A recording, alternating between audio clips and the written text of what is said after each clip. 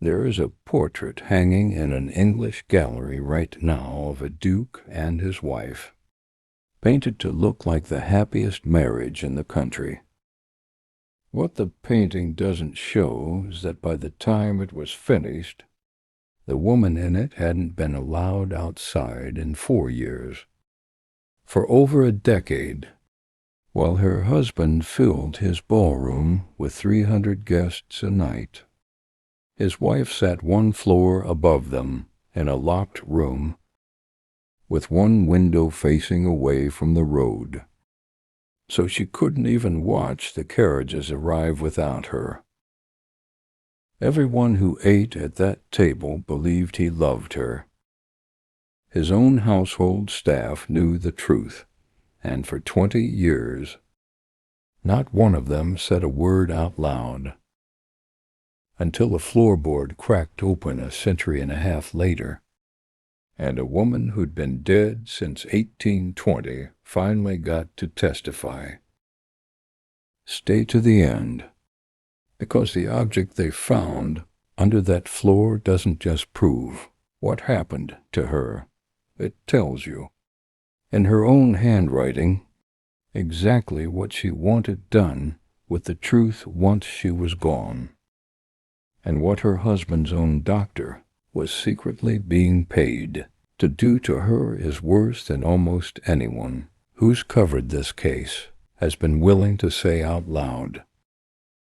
This is the full story of the Duchess who was locked in a single room while her husband held parties downstairs. Before we get to that locked door, you need to understand something. Nobody marries into a nightmare on purpose. This didn't start as a horror story.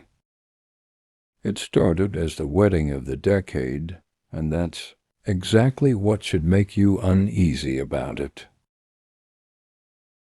Eleanor was 20 years old when she married Rutherford Ashworth, the 5th Duke of Ashworth. In the autumn of 1774, on paper, it was a triumph. Her family held old money and older land. His held a title stretching back 3 centuries and an estate that badly needed both.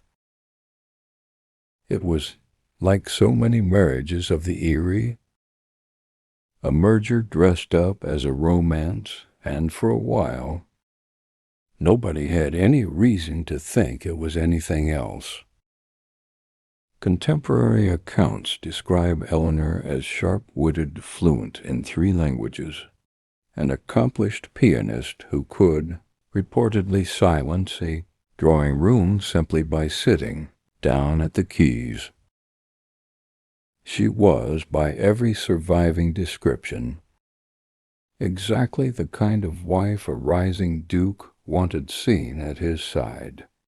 Intelligent enough to charm ambassadors, decorative enough to charm everyone else.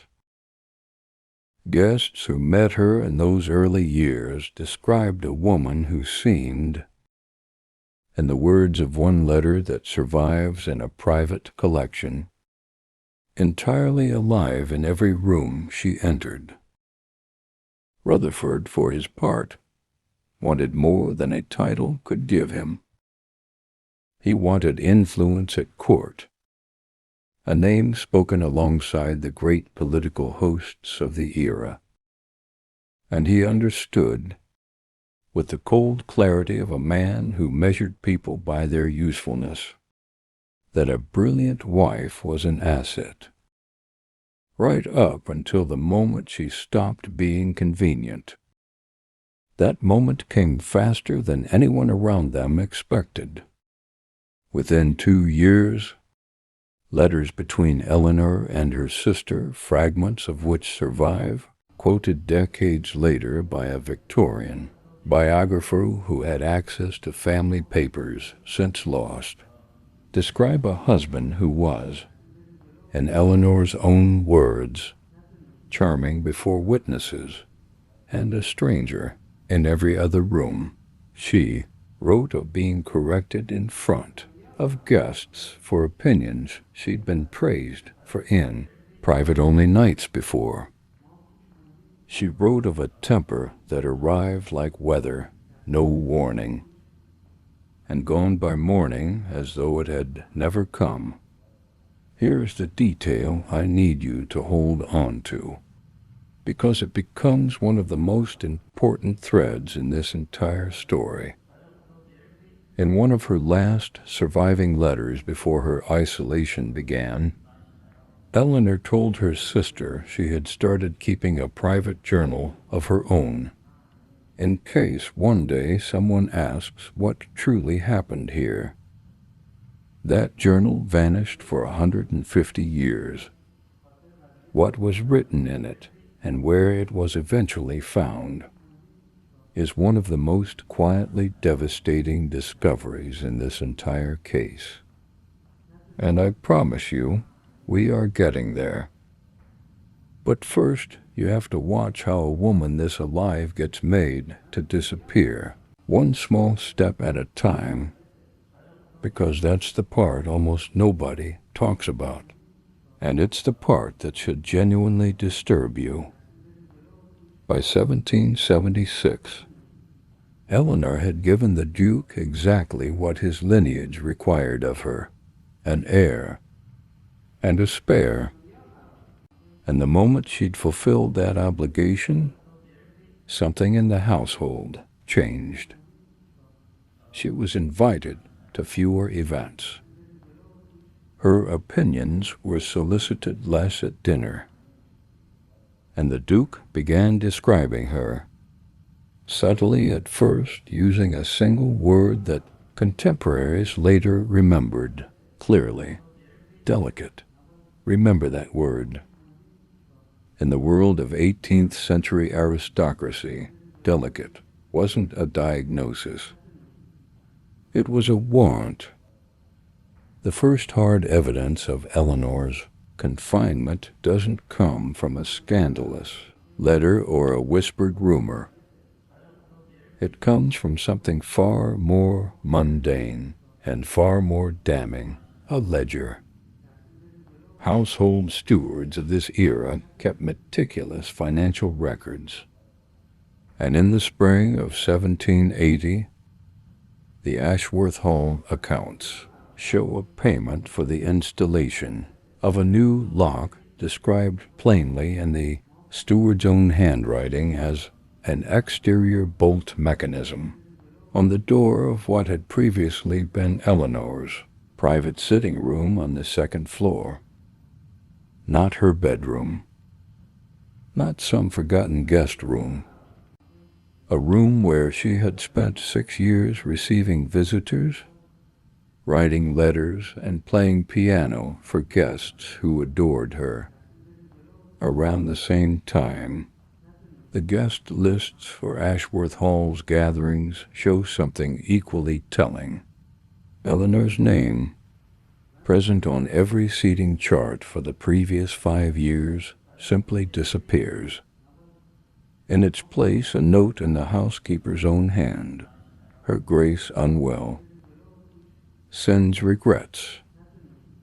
She would send those regrets in one form or another for the next decade.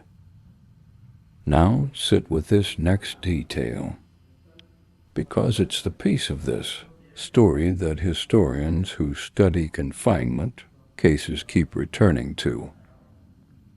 The room Eleanor was moved into wasn't tucked away in some distant, forgotten wing of the house. It was directly above the grand ballroom. Every party the Duke threw, and by surviving accounts, he threw dozens a year, happened with his wife sitting in a locked room, close enough to feel the floor vibrate beneath the dancing. Why would a man do that? Why not banish an inconvenient wife to a distant property entirely, the way so many aristocratic husbands of the era quietly did? Here's the theory that historians researching cases like this one keep arriving at. And it's genuinely chilling once you understand it. Control isn't only about distance. Sometimes it's about proximity paired with total powerlessness. Keeping Eleanor close enough to hear the music every single night. Close enough to know exactly what she was missing. Close enough that she could never pretend the world outside had simply stopped existing. Wasn't an accident of architecture. Some researchers argue it was the entire point, not banishment. A nightly demonstration of exactly how little her presence mattered to a life, continuing without her 1 floor below. A physician's account book from 1781, kept by a Dr. Halloway, who was paid an unusually large annual retainer directly by the Duke. Outside the normal household accounts, records a visit to her Grace, complaining of nerves, headaches, occasional fits. It's the kind of vague, catch-all diagnosis that could mean almost anything. It could mean genuine illness. It could also mean something else entirely. Because nervous complaints was, historically, one of the most convenient labels a powerful man could pin on a wife he wanted controlled, discredited, or silenced. And later in this video, a piece of sworn testimony reveals exactly what Dr. Halloway was actually being paid for. It is not what his own account book claims. When you hear it, I want you to think back to this exact ledger entry, because it will read completely differently the second time. For now, what we know for certain is this. By 1781, Eleanor Ashworth had a locked door, a diagnosis nobody outside the household could verify, and a husband who had quietly stopped needing her to be seen. Downstairs, the parties got bigger. Upstairs, the walls got smaller.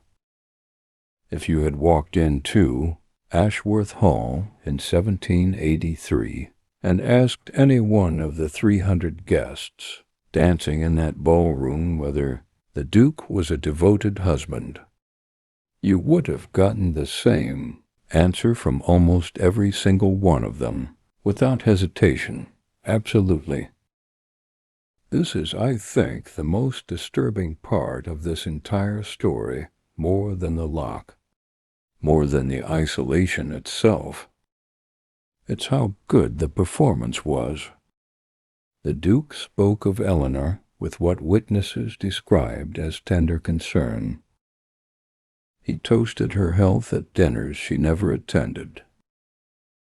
He commissioned a portrait of her, the very one I mentioned in the opening of this video, the one that still hangs today, and displayed it prominently in the same hall where his guests gathered, as if to say, "Look how much I cherish the woman upstairs." He wrote to political allies, in letters that survive in archive collections, about his beloved wife's fragile constitution in language that reads, on the page is genuine sorrow. Society believed him completely. Of course it did. Aristocratic marriage in this era wasn't built on transparency. It was built on discretion. And discretion was treated as a virtue everyone had tacitly agreed never to question.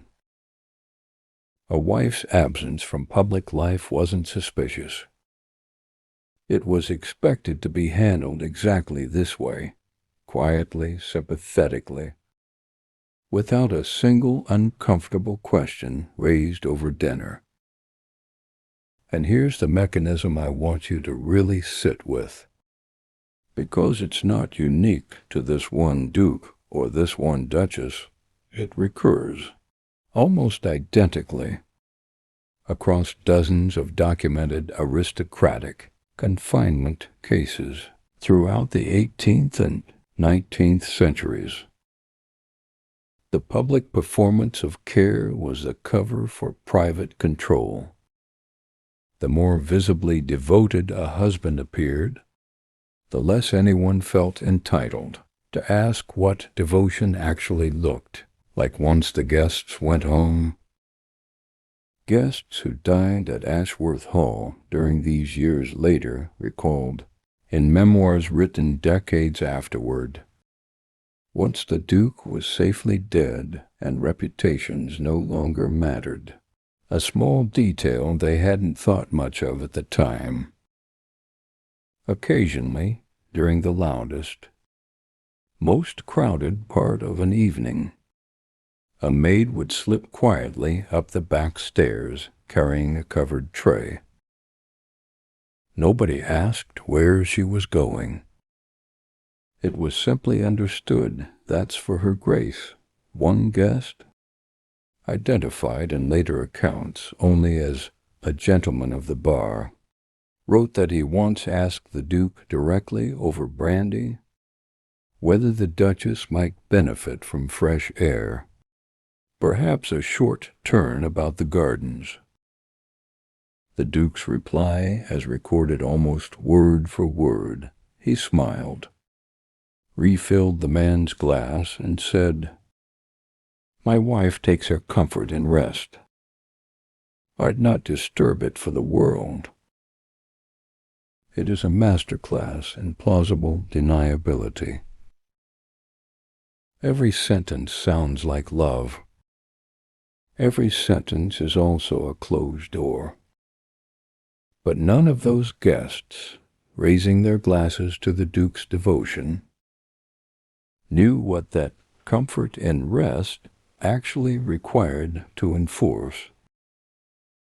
Night after night for over 20 years.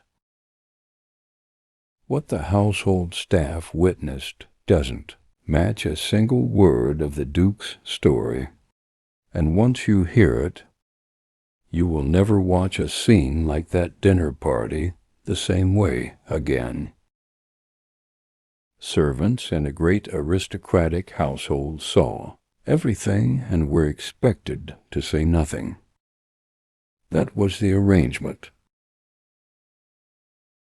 Silence wasn't just a job requirement. For many, it was survival.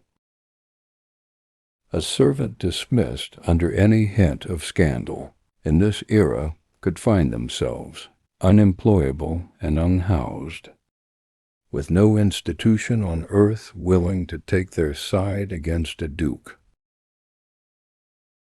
So for years the staff of Ashworth Hall kept their eyes down and their mouths shut. But people write things down, even when they know they shouldn't. The most detailed, surviving account comes from a chambermaid named Mary Fenwick, who served at Ashworth Hall from 1782 to 1786, precisely the years of Eleanor's deepest confinement. Mary kept a personal diary against her employer's explicit household rules, hidden beneath a loose floorboard in the servants' quarters. It survived, passed down through her family for generations, and was eventually donated to a regional archive in the 20th century, where researchers studying domestic life in aristocratic households rediscovered it. What Mary wrote paints a picture nothing like the Duke's dinner table performance.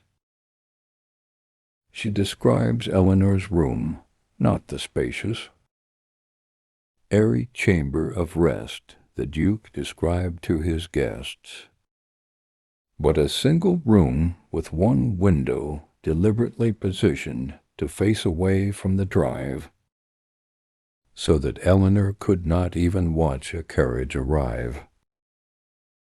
Mary records bringing meals on a tray and being instructed. By whom? She doesn't say, though the implication is unmistakable, to knock, wait, and enter only once given permission from inside. As though Mary wrote, Her Grace were a prisoner asking leave to eat. She describes finding Eleanor more than once, sitting fully dressed at 3 in the morning, as though she'd been waiting for what Mary doesn't specify, though she notes the music and laughter from the ballroom below often continued until nearly dawn. And here is the detail that when researchers first encountered this diary, changed the entire understanding of the case. Mary wrote that Eleanor was not, in fact, ill. Not in any way Mary could see. She describes a woman who read voraciously, who wrote constantly, who asked Mary quietly and carefully, testing clearly whether she could be trusted, whether any news had come from London, whether her sister had written, whether anyone outside the house ever asked after her.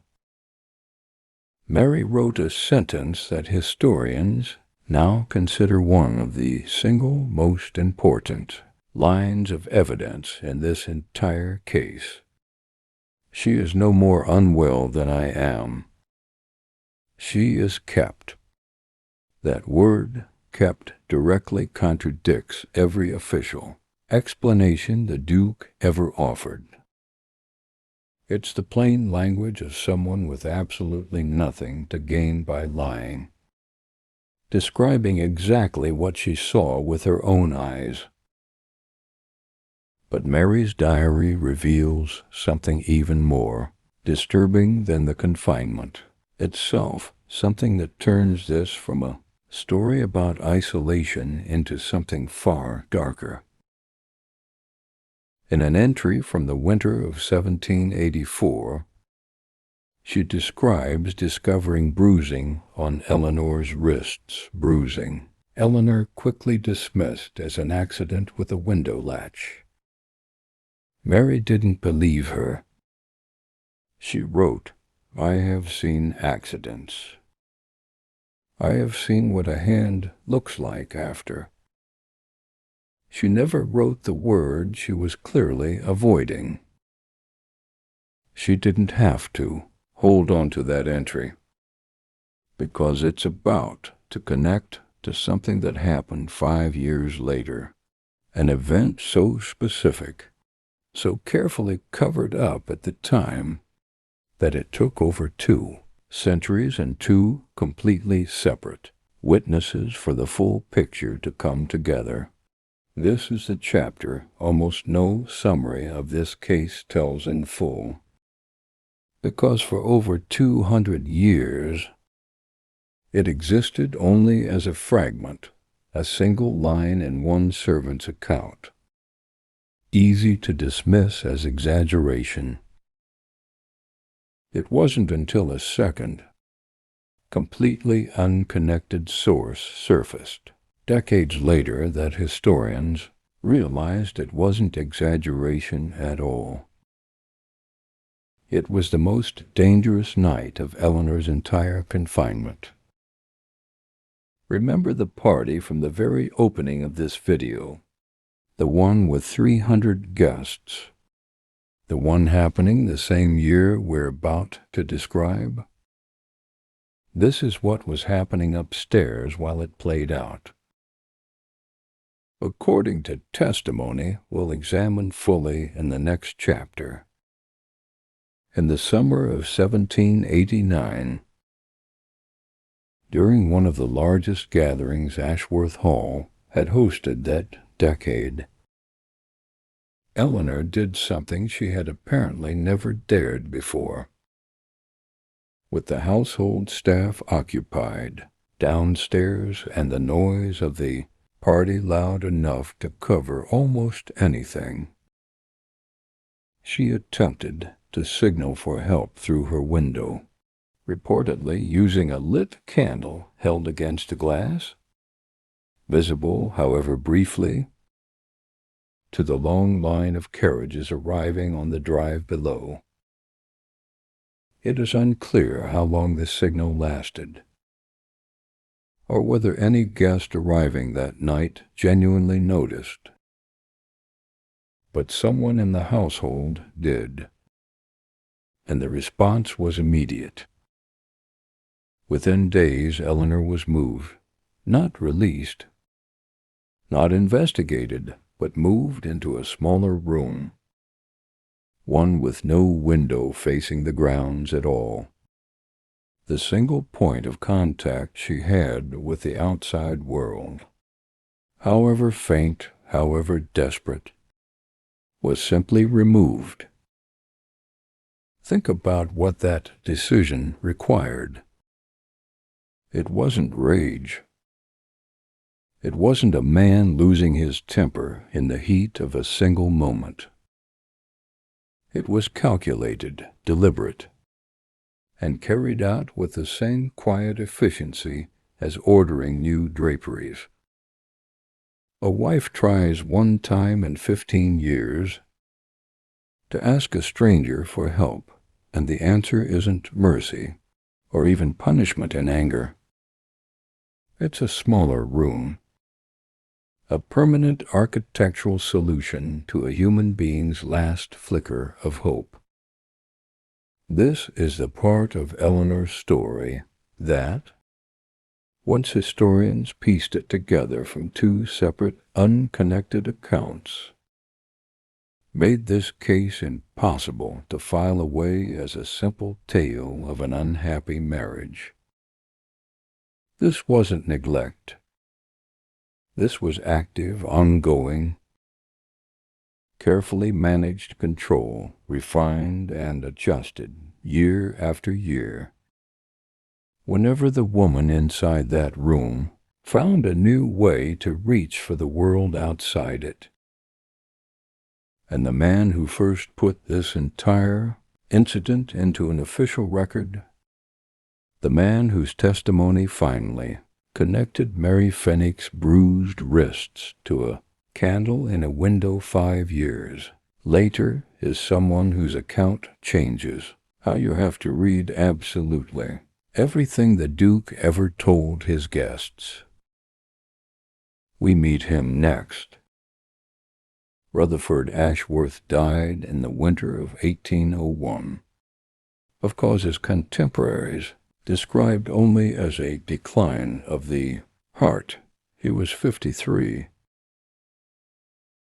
His funeral, like everything else about his public life, was lavish, well-attended, and built entirely on the reputation he'd spent decades constructing. A devoted husband, a generous host, a man mourned by all of society. Eleanor, 47 years old by this point, was released from her confinement almost immediately after his death, not by any court order, not by any outside intervention, but simply because the man holding the key was no longer alive to turn it. What happened next is where this story shifts from private tragedy into public reckoning. The steward of Ashworth Hall, a man named Josiah Comborn, who had served the household for over a decade and had, by his own later account, grown increasingly troubled by what he witnessed, gave a detailed statement in 1803 as part of a legal dispute over the Ashworth estate. This statement, filed with a regional court and rediscovered by researchers in the state, archives generations later, is the closest thing this case has to sworn testimony. Comborn described in careful, deliberate language a pattern that had continued for over 20 years. The Duke's explicit standing, instructions that Eleanor's door be bolted from the outside every single night. Payments made quietly, from a private account entirely separate from the main household ledger, to Dr. Holloway specifically to certify Eleanor's nervous condition whenever a family member or outside physician requested to see her. And this is the detail that finally confirmed Chapter 5 was not exaggeration. Comborne's own account of the 1789 incident, describing a candle held to a window during a party, and Eleanor's move, days later, into a smaller room with no view of the grounds at all. Comborne testified that when he privately raised concerns with the Duke, he was told in no uncertain terms that the matter was a private concern of marriage and that his continued employment depended entirely on his forgetting he had ever mentioned it. He didn't forget. He simply waited 20 years for the right moment to speak. And here is where Dr. Holloway's role, first raised back in Chapter 2, is finally confirmed in full. Comborne's testimony states plainly that Holloway was never functioning as an independent physician offering honest medical opinion. He was paid, in Comborne's own blunt words, as a certifier, a man whose entire function was to manufacture a paper trail of illness that would hold up if anyone outside the household ever asked questions. Go back, if you want, and reread every diagnosis in Holloway's account book through that lens. Nerves, headaches, occasional fits, none of it medicine.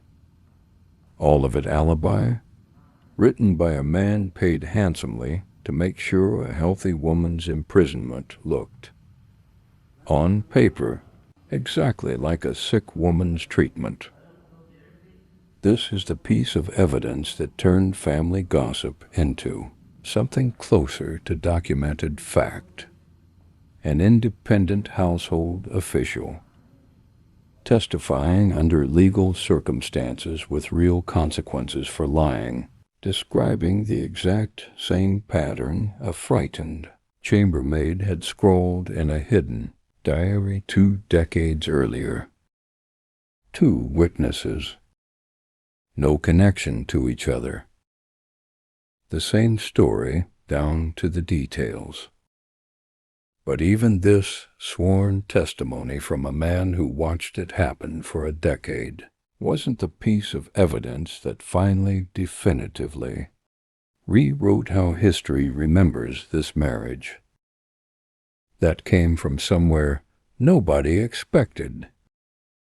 It came from Eleanor herself, in words she never intended anyone to read until she was already gone. Eleanor lived another 19 years after her husband's death, quietly. By most accounts, had a smaller property left to her in a separate settlement. She never remarried. She rarely spoke publicly about her marriage, even to close family. She died in 1820, and for over a century afterward. The story of the Ashworth marriage remained exactly what the Duke had built it to be. A footnote about a delicate duchess and a devoted duke filed away and forgotten. Ashworth Hall itself passed through several owners over the following decades before falling into disrepair and eventually underwent restoration in the mid-20th century. It was during that restoration Nearly 150 years after Eleanor's confinement began, that workers repairing the floor of the old upstairs sitting room made a discovery nobody was looking for. Beneath a loose section of floorboard, in a cavity clearly built and concealed on purpose, restorers found a small collection of personal papers, remarkably preserved, fragments of a journal, several unsent letters, and a handful of pressed flowers, long faded, tucked carefully between the pages. This was the journal Eleanor had promised her sister she was keeping. All the way back in Chapter 1, the one nobody had ever found.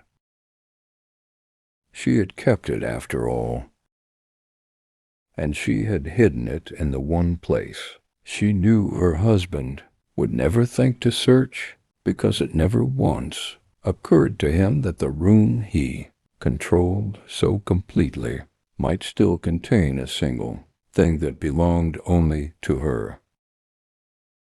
The entries, later transcribed and studied by historians who examined the find, are sparse and careful, the writing of a woman who understood, even in total privacy, that discovery could cost her the one form of freedom she had left. She wrote about the sound of music rising through the floor. She wrote about counting the days by the changing angle of light, specifically through her single window, someday would know it hadn't been illness. And in one entry, historians considered the most significant her husband in the entire journal made deliberately. She wrote that she had stopped believing anyone outside the house would ever come looking for her, and that she had decided, instead, to make certain that if she was never found alive, she would at least be believed after she was gone. She wrote her own account of what happened to her in her own words, specifically so that someone someday would know it hadn't been illness. It hadn't been fragility.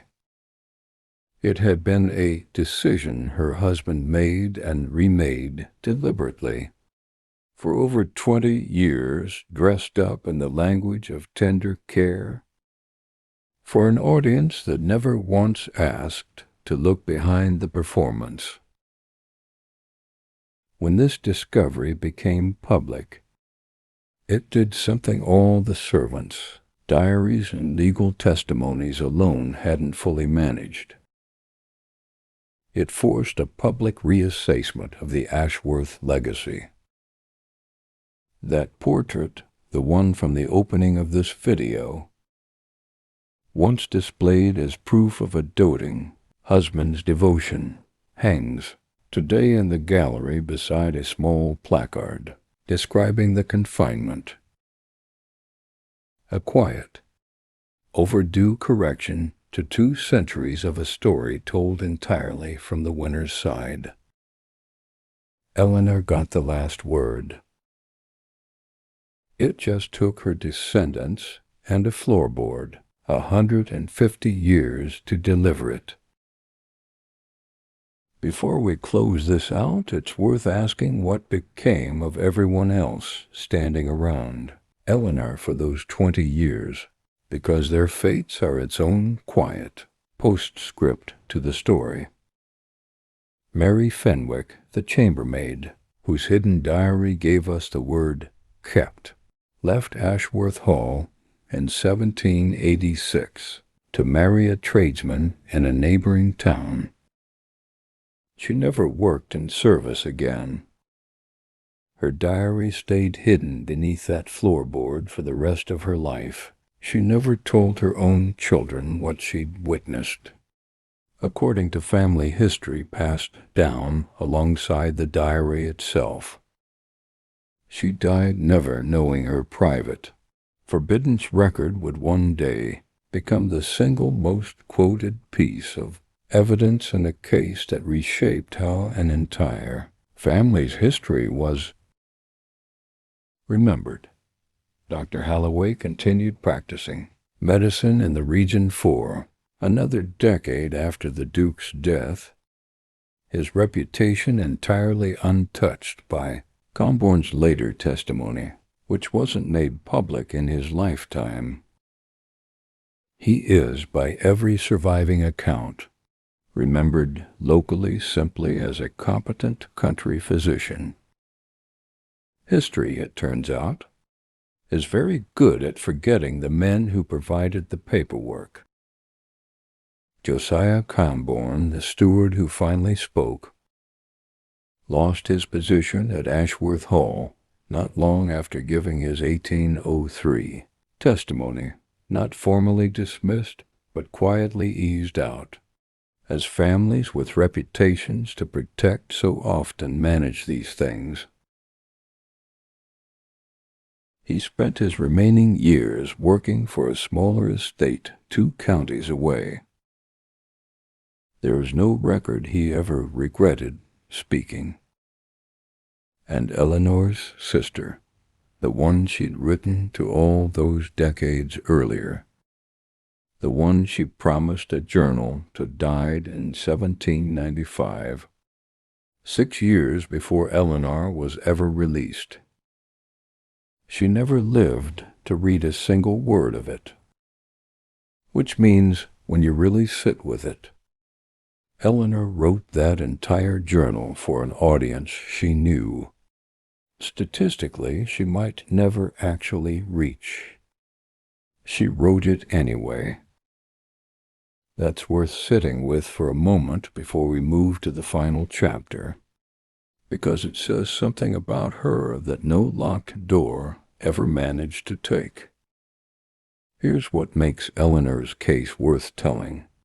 Beyond the specific details of one household and one marriage, and it's the part I most want you to walk away thinking about. Cases like this one, whether treated individually or as part of the broader pattern historians have documented across dozens of similar aristocratic marriages in this period, expose something that goes far beyond one cruel duke. They expose an entire social architecture built to shield powerful men from scrutiny.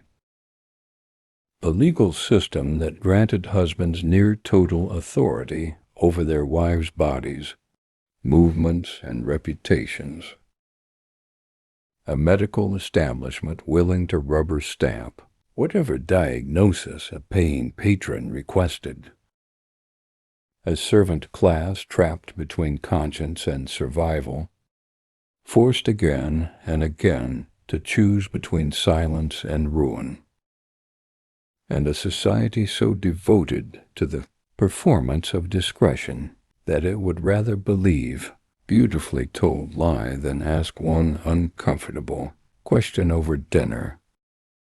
The most chilling part of this story isn't that a duke could do this. It's how ordinary it looked while he did it. No one at those parties believed they were witnessing a crime. They believed they were witnessing a love story, a devoted husband gently shielding his fragile wife from a world too harsh for her. That belief is precisely what made it work. Cruelty that has to hide is dangerous. Cruelty that gets toasted at a dinner table is something else entirely, something that can go on uninterrupted for 20 years in a house full of witnesses who never once put the pieces together, or who put them together and said nothing at all. And that's the real question this story leaves you with. How many delicate wives across how many centuries were never delicate at all, just inconvenient, just silenced, just locked one floor above a party throne, publicly, in their name? We only know Eleanor's story in full because a chambermaid broke the household rules to keep a diary. Because a steward decided, 20 years too late for Eleanor, but not too late for the truth, that he'd rather lose his position than carry the secret to his own grave. Because a woman in a locked room, with almost nothing left in the world that was truly hers, decided to hide her own testimony beneath a floorboard and trust that someday someone would tear the floor up and finally find her. Most of the women who lived some version of this story left no journal under a floorboard. No steward willing to testify even decades late. No restoration crew who happened to find the truth a century and a half later. Their silence was simply permanent. Eleanor's very nearly was too, and if you go back and re-watch this from the beginning, you'll notice something. Almost every reveal in this story was hiding, in plain sight, one chapter before you knew what it meant. That candle in the window in Chapter 5, that ledger entry in Chapter 2, that's not an accident. That's exactly how it looked from inside that room. The truth was there the entire time. Almost nobody was looking closely enough to see it.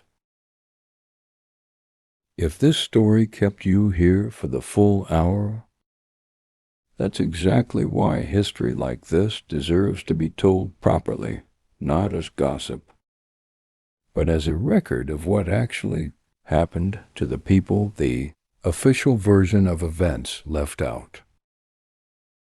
If you want more stories like this one, the ones hidden behind portraits, palace walls, and polite society silence, subscribe to the channel, because we're uncovering one every single week. And if there was a single moment in this video that genuinely got under your skin, the ledger, she is kept, the candle in the window, or what they found under that floor, hit like and tell me exactly which one in the comments. I read every single one, and I will tell you now, most people don't agree on which moment hits hardest. And the comments on this video are proof of that. There's another story like this one waiting for you right now.